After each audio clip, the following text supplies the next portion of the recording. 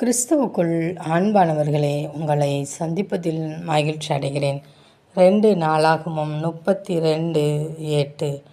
அவனோடு இருக்கிறது மாம்சபுயம், நமக்கு துணை நின்று நம்முடைய யுத்தங்களை நடத்த விரும்புகிறவர் நம்முடைய தேவனாகிய கர்த்தர் தானே என்று சொல்லி அவர்களை தேற்றினான்.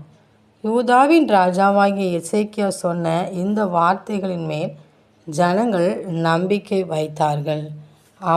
மாணவர்களே, நம் தேவனாகிய கர்த்தரோடு நம்மோடு கூட நின்று அவர் யுத்தங்களை செய்ய அவர் சேனைகளின் கர்த்தராய் கடந்து வருகிறார். ஒருவேளை நம்மை எதிர்க்கிறவர்கள் அதிக பேராக இருக்கலாம், பலசாலியாக இருக்கலாம். ஆனால் அவர்களோடு இருக்கிறது மாம்சபுயம். நம்மோடு இருக்கிறவர் எல்லாவற்றிலும் பெரியவர். எனவே அவர் சேனைகளின் கர்த்தர்.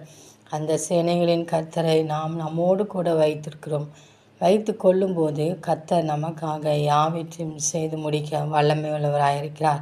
எனவே ஒவ்வொரு நாளும் கர்த்தர் நம்மோடு கூட இருப்பதற்காக நாம் விட வேண்டிய காரியங்களை விட்டுவிட்டு தேவனுக்கு முன்பாக மன உண்மை முத்துமாய் நடக்கும் போது கர்த்தர் இந்த காரியங்களிலே அற்புதங்களையும் அதிசயங்களையும் செய்து இந்த உலகத்தில் நம்மை அவர் திடமாய் நிற்க செய்வார். எனவே ஒவ்வொரு நாளும் சேனைகளின் கர்த்தரை நோக்கி பார்த்து